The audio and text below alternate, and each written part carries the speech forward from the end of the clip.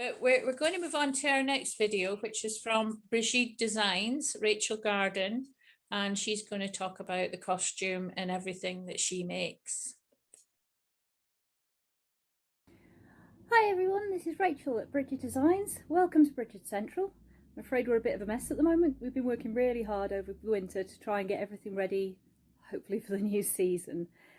Now today I'd like to talk to you about our process from design to finished item, using an order I did last year as an example of what we could do if you wanted anything, or if you're thinking about anything and you're wondering what the limitations are. This particular order isn't particularly historical, but it gives you a good idea of all the services we can offer, and it means I can talk through each service and show you around the workshop a bit. I'm not going to show you the whole thing because it is a little bit of a tip. Now I'm sorry if this video jumps around a bit. It's not going to be that continuous, unfortunately, because I'm trying to work around dealing with the spawnlets and dealing with a very, very barky Brighid hound. She's asleep at the moment. Hopefully she'll stay that way. At the end of the video, I'll show you around the occasional shop, which is where we have all of our wonderful things when we're not in a field somewhere, seeing all of you lovely folks. We're really conveniently located right in the middle. We're in Alfreton, which is just off the M1, fairly close to Nottingham, and just up the road from Derby. So if you do want to come and visit us, just give us a ring. You can come, you can look around the stock. As long as we're not away, on every Saturday we are in the occasional shop with everything out for you to see, just like if we were at a show. We've brought that in because there's only so many shows we can make, unfortunately. We'd love to see you all, we'd love to make it to every show, but there's only one of me. The minion-in-chief doesn't drive, so it's much easier for you to come to us.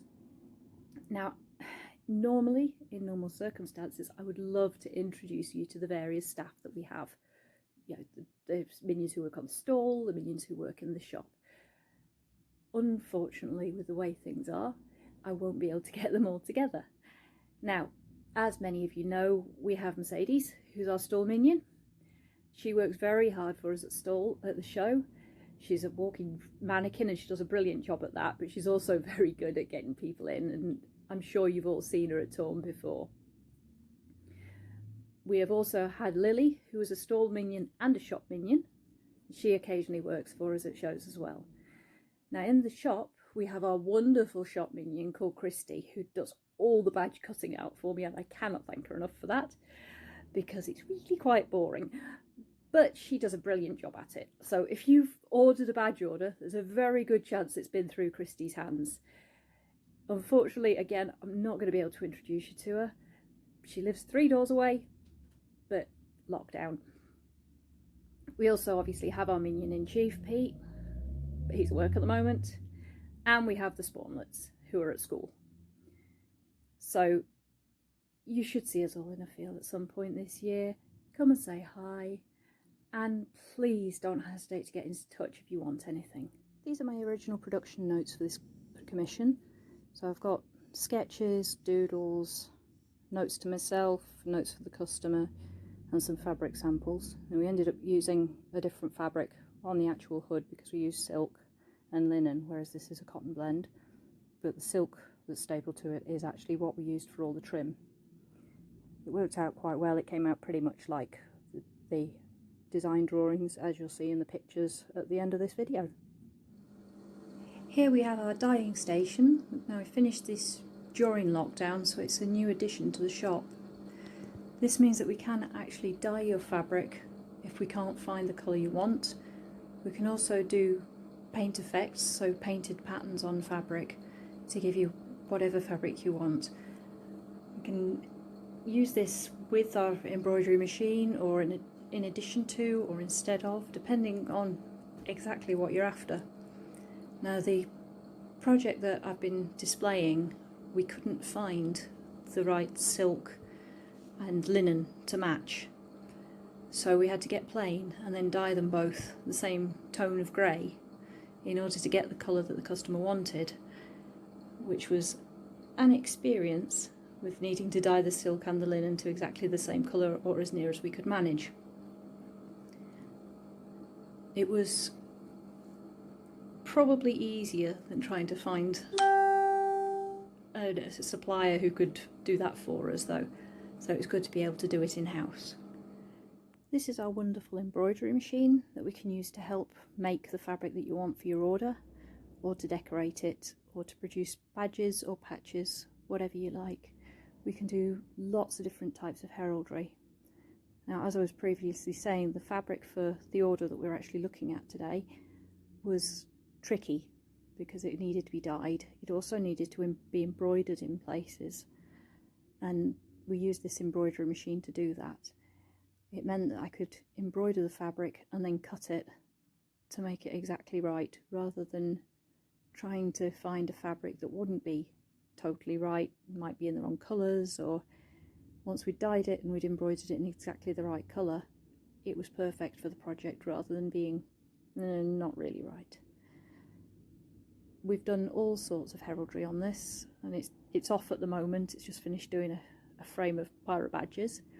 It's quite noisy, but we can manage most things that you'd want to have on your heraldry or on your costumes or whatever you were looking at. This is one of the original designs that we used on that order. This was to make the patterned fabric in the sections that you can see on the overhood. We needed to find some kind of pattern that would look like filigree, that we could embroider on and just make it look like the pictures that the client supplied us with, that he was looking to try and emulate.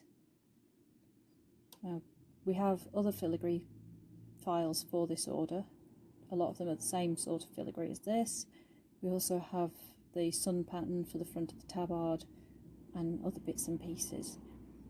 It took a lot of doing that order. It took a lot of embroidering bits and then cutting them out and then sorting them out, and it was just a really fun job to do. But it just sort of shows that we can do just about anything with the embroidery machine. If we can't do it by the embroidery machine, it can be done by hand. So if you don't think that I'd be able to do it as an embroidery, but you'd like to have it done anyway, get in touch, because we can do things by hand as well. Being not the most tech savvy of people, I'm having to go a little old school with this, but here's the final photos that I received from the customer. He took the costume back to Singapore and did me some professional photo shoot photos, which is lovely. This was done partly in collaboration with the wonderfully talented Gareth Riseborough, who did the roundels for the hood, the amulet and the scythe, and St George's Armouries, who did the helmet. And it was wonderful being able to work with such talented people. Now, as you can see, there's a separate hood, a very simple robe, and the orange tabard on the front, and the hand wraps. Those are the parts we did. The customer really enjoyed it. We really enjoyed making it. It was wonderful to do something a little bit different. But as you can see, we created fabric, we did appliques, we did embroidery. I think we've used just about every skill we have on this one. It was incredibly fun to do, from original design concepts right the way through to this final finished piece. So it's amazing what we can do when we put the whole workshop to use in one go. So welcome to the Occasional Shop. This is a bit of a work in progress. We've been working on it through lockdown. We did have it open in between the two lockdowns, but we're still getting there with it. It's taking a bit of a while. Now, as you can see, we have all of the stock that we normally have out at Torm, and a few bits and pieces that you wouldn't normally see. So like our mermaid dress, and some bits of wedding wear, and things like that. Now, this is everything we have in stock. If I've made it, it's finished and it's priced up, it's in here.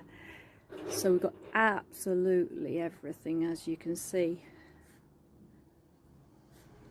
As I said, the shop is a work in progress. We've still got things we want to do to it. We need to finish decorating, we need to patch up a few bits, but we will be opening here on Saturdays as soon as lockdown is over. Now, just to focus on a few bits and pieces, we've got our turn of the century boleros here. Getting new colours of those in fairly soon. They're all on my cutting table. Our medieval hoods. Again, there may well be some more of those by the time we get to fields this year. Our Victorian style caplets with the fluffy hoods. Medieval dresses. Victorian coats. A few vintage bits and pieces in here that we've picked up on our time travels. And then we're into the more medieval bits and pieces. So we've got our arming jacks, we've got shirts, we've got hose and brays, jupons, and then various waistcoats. We also have all of our corsets out in here and our steampunk wear, which you may or may not see at Torm depending on how much space we have.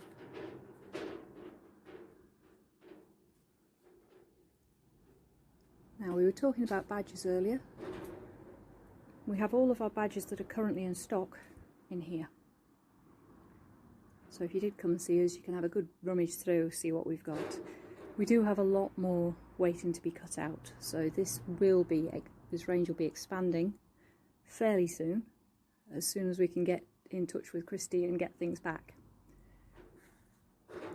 A number of things still need restocking, so we're a little short on the coifs at the moment, but if you need anything, just get in touch.